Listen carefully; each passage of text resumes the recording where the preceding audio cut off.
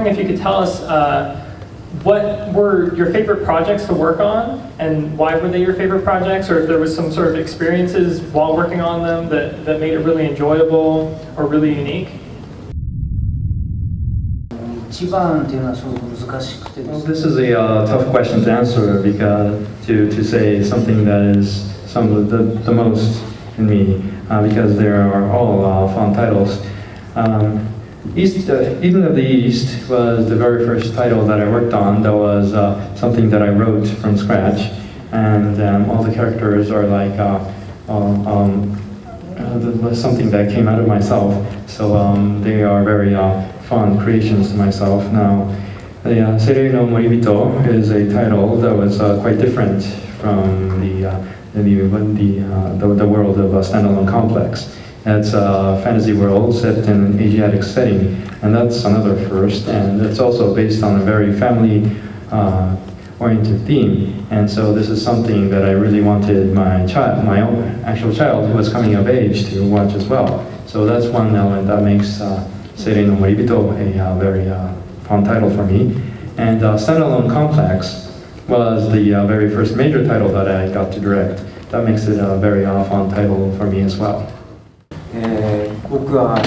For me, and when I worked on second season with Mr. Kamiyama, I got to work on an episode called Kusameyuki. This is not based on a manga, it's an original episode, and it depicts Motoko and Kuze as kids, and I got to draw them for this episode, and that's something that that made me very happy. I can still watch this episode and weep about the story. Well, Eden of the East was a very interesting show, because in episode 1 of Eden of the East, missiles fly into Japan, and Japan gets bombed. When this was aired, an existing country called North Korea was actually testing their missiles, and they were threatening to fly them to Japan. And then, in episode 1, the main character of Eden of the East shows up in front of the American White House completely naked. Coincidentally, at the same time, a very popular member of a Japanese idol group got very drunk and was found nude in the park. And then, in Eden of the East, the fictional Japanese Prime Minister resigns. But around the same time, the real Japanese Prime Minister resigned, and even coincidentally, he resigned saying the very same words that the anime Prime Ministers used to resign. Okay, and now I'd like to ask if there are any projects you're planning on working on very soon that you can talk about now, or anything that you'd like to do in the future, or like a dream job you would like to work on? I have started production on a new title, but it's not something I can talk about without receiving ire from producer Ishii. But I can probably say that this is going to be a collaborated work with my mentor, director Mamoru Oshii. If the director can't talk about his new project, I can't either. But upon the completion of Mr. Kamiyama's script, I will promise to come up with visuals that match the intensity of the script. So I hope you look forward to our new project. We are going to be staying in LA for a few days after Anime Expo. And this is where Director Kamiyama is going to be coming up with the idea for his new work. So perhaps the new story might be based in LA. I was wondering if maybe you'd like to go into more about what the man behind the work is, and maybe also delve into some of your influences that have really helped you through your careers? Thinking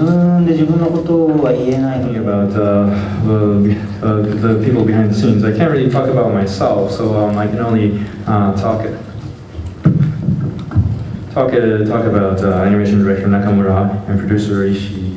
But Nakamura was joined Standalone Complex in the middle of season 1, And since then, he's been my right-hand man as an animation director since then. The very sharp and sexy Motoko is Nakamura's, or the result of Nakamura's artistic talent. And as he said himself, Kusameyuki, the episode that depicts Motoko's past, was very made possible by Nakamura's art skill, and it is considered one of the top episodes of the series, thanks to him.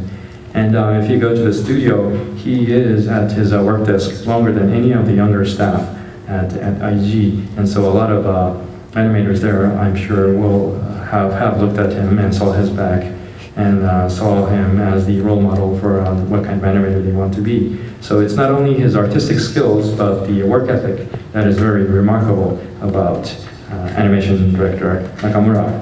And as for producer Ishii, if you look at him, it's hard to tell how old he might be or what kind of, or what his true nationality might be. But he's actually only 30 years old, but despite that, he's already has multiple titles at Studio Ghibli as an assistant producer. And his first producer job was Mamoru Oshii's Skycrawlers. And it was because that producer Ishii came to production IG that East of Eden, Eden of the East was made possible. And he's a very energetic character. If you aren't too careful, he's the one who's going to be slapping you and saying, "Come on, let's go, let's get the job done." So he has been a very remarkable team leader. Then I'm obliged to talk about director Kamiyama. And as a director, Mr. Kamiyama is very remarkable and competent. So if there is going to be any director who's going to surpass Cameron, it will be director Kamiyama. There are many directors of anime in Japan, but a lot of them focus perhaps on characters or focus on the cuteness of characters. They work in a very fetish-oriented niche. But when it comes to directors who are very dedicated to the completeness of their work, I count 3 directors in the anime industry in Japan, and those are Hayao Miyazaki, Mamoru Oshii,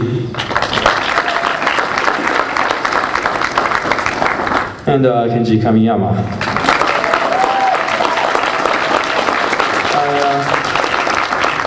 I happen to be very blessed that I've been able to work with all 3 of them. But having worked with all 3 of the great directors, Hayao Miyazaki is someone who never listens to what you say. Mamoru Oshii is a very lazy director. He doesn't do any work. You have to do all the work for him.